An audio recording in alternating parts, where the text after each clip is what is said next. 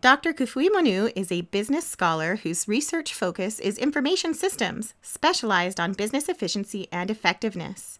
Welcome, Dr. Kufui Monu. Let's get to know your spicy mind. How would you like me to address you? I am Sharon, and I use she, her pronouns. Oh, Kufui is fine. Okay, thank you. So I'll start off with some easy questions just about you. So where did you grow up? Tell me about your hometown. That is actually a really interesting question. So it is really difficult for me to answer when you say, where did you grow up? Because I was born in northern Nigeria. I left when I was like literally a baby. My parents brought me to Brandon, Manitoba.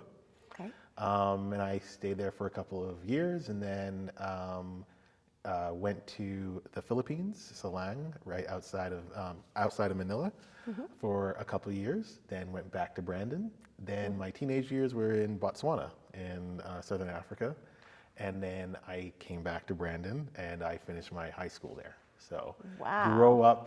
where did you grow up is a really difficult thing for me to answer. So now it's time for us to taste our first hot sauce. Okay. So we'll be starting at that end. So just rip off a piece of bannock. It's very peanutty. Yeah. So now that you have peanut butter in mouth, can you please tell me about the 3 most influential people in your life and how they have impacted you? That is a good question. So I guess the first would be my dad. He was a professor of rural sociology. And when I first went to university for my Bachelor of Commerce, he asked, why did I pick a Bachelor of Commerce? And I said, I don't want to be in school all my life. And he did the exact same thing, he laughed. And I thought, no, that's not going to be the case. And then here I am. 9th grade drama teacher. Ooh. Yeah. So he, again, I did drama because there was nothing else to do. And so I'm just like, might as well do this. And he just gave me the encouragement to realize there were other things I could do beyond just the little bit that I thought I could do, because I was just trying to go a particular path. And he said, well, you can actually choose the one that you want. And I took that and I sort of ran with it. My master's and then my PhD supervisor are the same person. And he was very subtle, but there are just things I realized afterwards that I learned from him that I never really actually thought about until I, thought about it, like just, how to look at life and how to live. So yeah, he's a great influence as well. So this next sauce is called the unicorn. Okay. And it has a lot of root vegetables in it. Okay. It's a vegan sauce. Still, I wouldn't say quite hot yet, No. it's got a good zing in it. So now I'm going to get a little bit existential. Okay. If you could go back and give your 16-year-old self one piece of advice, what would it be? By Microsoft, but continue to have fun. That you, like I said, when you're 16, you're in that mode where you think, oh, I'm almost done to adulthood, right? It's only 2 more years. And just remind yourself that, look, you're still 16, you can have the fun that you want to have. You won't be an adult for a long time. You maybe never will be. So just... Now, are you ready for sauce number 3? Absolutely.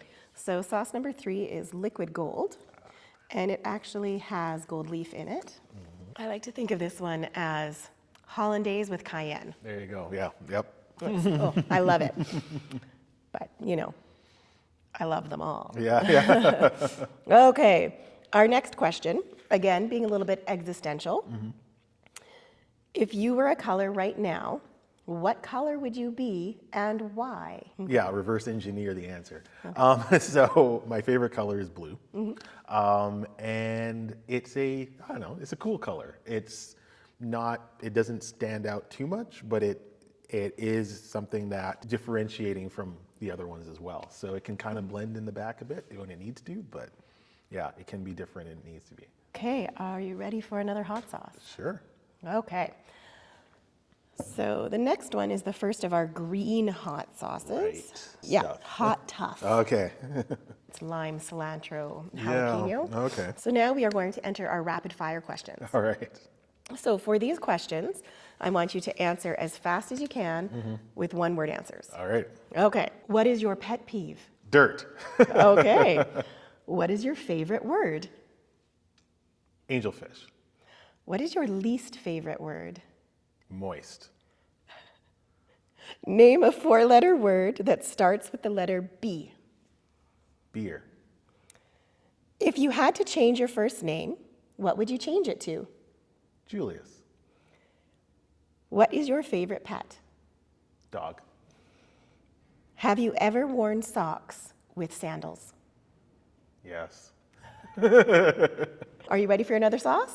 Sure. Next sauce comes from Salt Spring, and it is habanero and orange Oh, wow. with a bit of a curry base in there. That's really good. So, what is your favorite thing about northern British Columbia? Well, as I said, I grew up in Brandon, Manitoba, and I spent a lot of years down in Vancouver. And I found, at least here, it's a weird mix of both. So when I came to visit here, I was looking around and like, it's weird. It's like two halves of my lives are just kind of colliding together. So it feels homey to me. That's one. Okay. That's one thing. The other thing is that it's strange. Almost everywhere in the world, this tends to be a case. I don't know if it's just something you notice or if this is really something that happens. But like the north of England, the north of the United States, to a certain extent, the north is friendlier.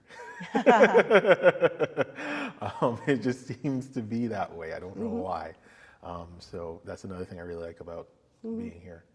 Okay, the next one is our other green sauce. This one is made locally here in Prince George. Can you tell me about your field of study? Sure. I'm in the School of Business, and business is a weird place, and since we all kind of do our own thing, so there's marketing and accounting and finance and human resources and so on. But my area of research and area of teaching is called information systems. So it's about how information systems can be used to help organizations achieve the goals that they want to achieve. And so within that is even more division. So it's the thing I was actually thinking about when you mentioned the lightning round and like asking an academic to give quick one answer questions is a really tough thing. And so and it's because we're so siloed and precise that we really need to think about our answers and so on. And so within information systems, I focus on an area called information systems analysis, where let's say you're starting a business and you know you want to do things in a certain way, you need to bring down your costs, or you want to attract or connect to your customers better, and you think information systems and technology can help you. I would walk in and say, okay, I am going to analyze your business, figure out how you do your thing, and then from that be able to recommend different information systems to you and how they should work. So then even to the point where I might walk in and say, you don't need an information system. Pen and paper is fine for what you need to do in this situation. So that's a big part of it, is that you just don't say the next technology is the best thing. You focus on what is right for the individual. So I believe we are up to the suspicious cyclone. So far, it's sort of the most traditional hot sauce that you could see having on wings. In today's world, why do you feel your field of study is important? I initially started studying it back in 2000 or so, just at the beginning of the dot-com boom and all of that stuff. And one thing I think of, especially for information systems analysis, why I think it's really important to study, is that it gives you a healthy skepticism of technology. So people tend to think, you're in technology, is something that you do, so your house has all this stuff in it. I don't have a smart thermometer, phone, whatever, like none of it, because you understand how it can break, and you understand when you need it and when you don't. And so I think it helps, especially in today's world, to understand exactly when the technology is useful and when it's not. And the techniques and tools and everything that I teach and investigate focuses on that idea. So I can take a look at something like, there's actually, I'm proud of this because my students brought it up. So there was a new app that came out it's a while back, Tidal, I think. It was a new music app. And it had all these people behind it and all these artists and so on. And one of my students like just did a quick analysis of it and says, this isn't gonna go anywhere. And I didn't know enough about it. And I'm like, well, okay, based on your analysis, tell me why. And he explained it. And then a couple of months later, I saw in the news that, yeah, it's folding or it's not doing well. I'm like, perfect. This is the sort of tools I want students to have. I want people to have so that they aren't taken in by the latest technology. They can take a look at it and go, where's the use here? How does it help me? How does it help my community, the people around me? And then you can say, yep, that's a good idea, or oh, no, not for me. To our haunted peach. The label is very scary. Yeah. So what is one lesson your field of study has taught you that you think everyone should learn at some point in their life? Going back to this idea of technology and its uses and so on, there's this thing that we call requirements. They can be broken into information requirements and what's called functional requirements. And the idea behind them is that you start to think about technology as a set of different features that you can use in your day-to-day life. So you, when you're evaluating maybe buying a new piece of technology or using a new piece of technology, you can go back to what is this technology telling me? Is it telling me that in the right way? And then also, is that technology allowing me to do the things that I want to do? Okay. And so I also teach a bit of marketing as well, and we always go back to Apple because they're so good at it.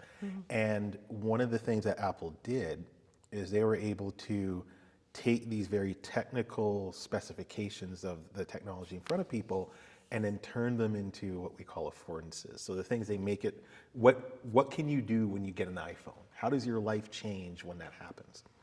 And they were really good at that. And so now you have technology companies and everybody else talking about how in advertisement and so on, telling you how the technology will change your life, not it's got 16 gigs of RAM or whatever. And so just understanding a way of breaking down the technology in front of you into these different requirements will hopefully help you to have a better understanding of what technology you should use and what you should discard. Sauce number 9. So this is called Mums, and it's actually a barbecue sauce base, okay. but it's very spicy. What do you consider your greatest professional achievement?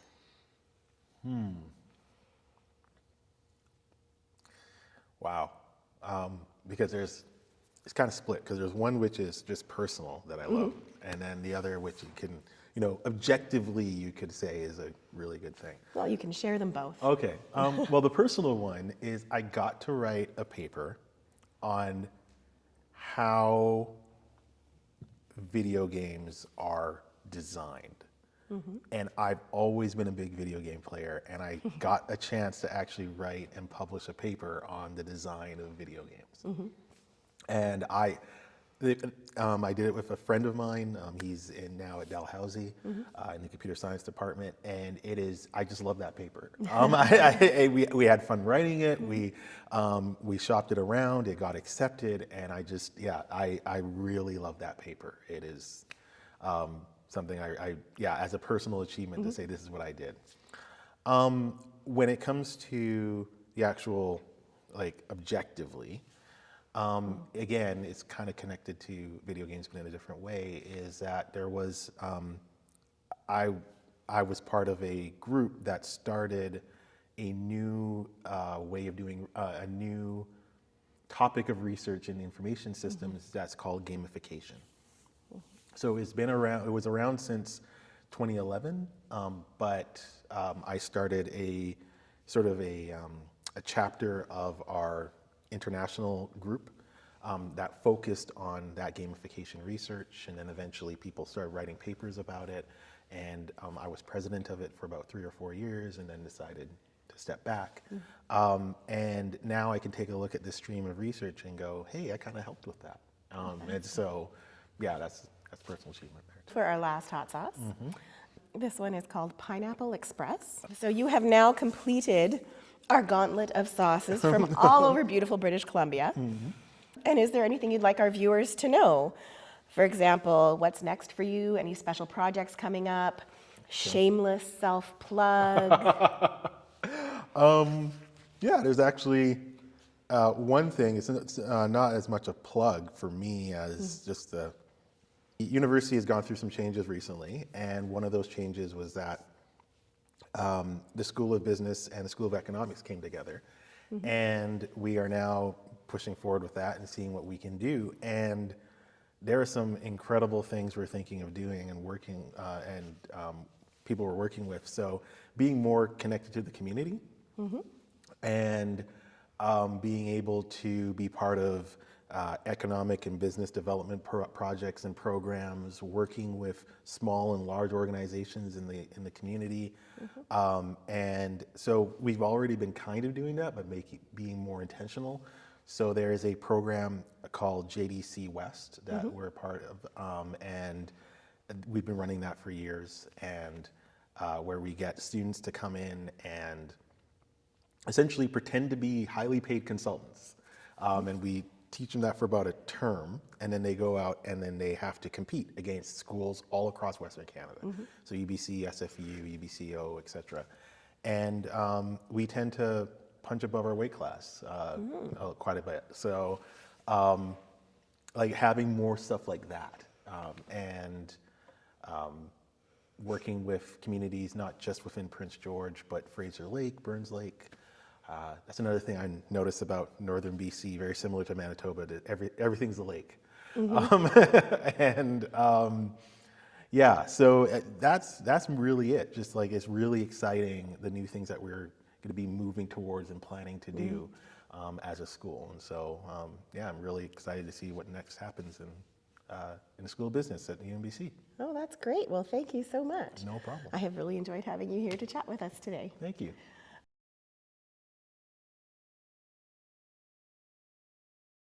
Can you give me a little bit more information about your video game paper? Right. So the neat thing about it is that it splits the idea of how video games are designed into what we call like the hard components. So things like the actual objects and the particular storyline, or like the actual script, let's say, in a game.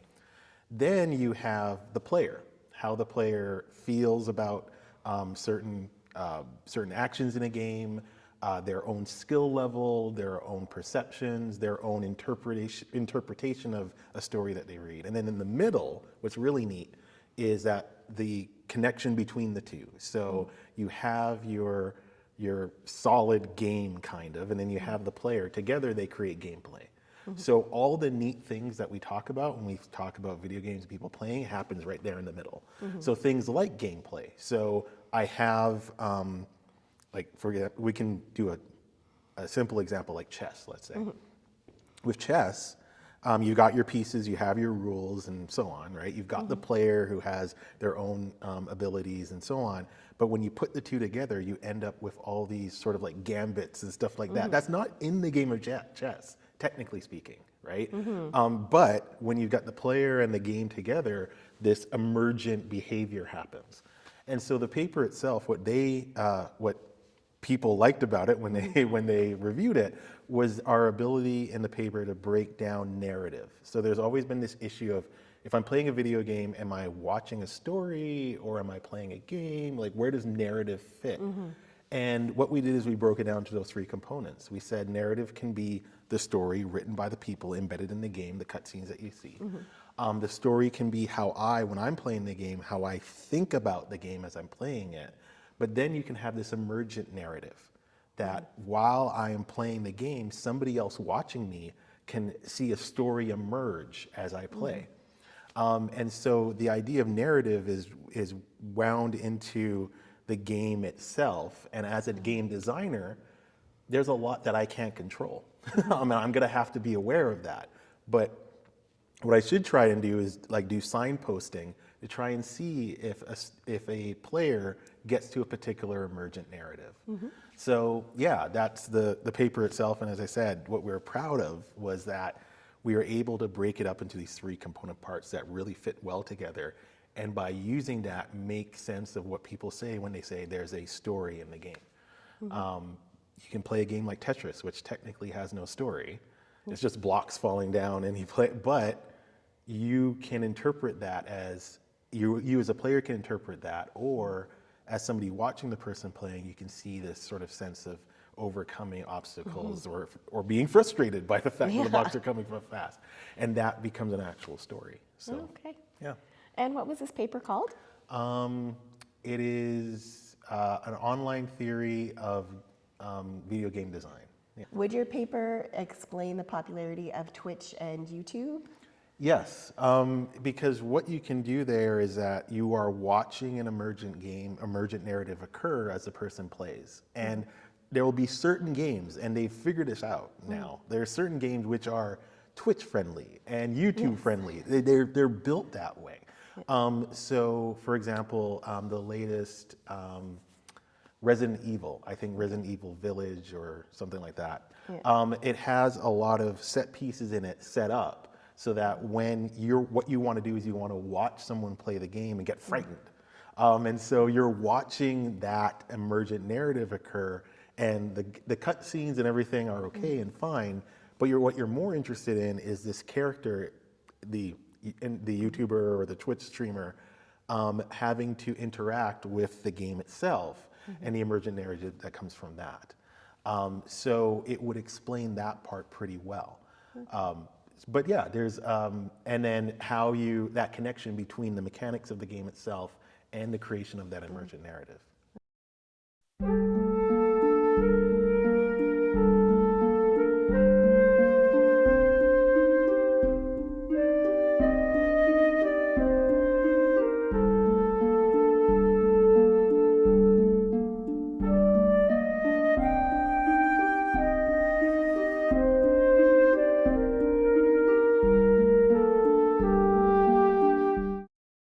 Meow.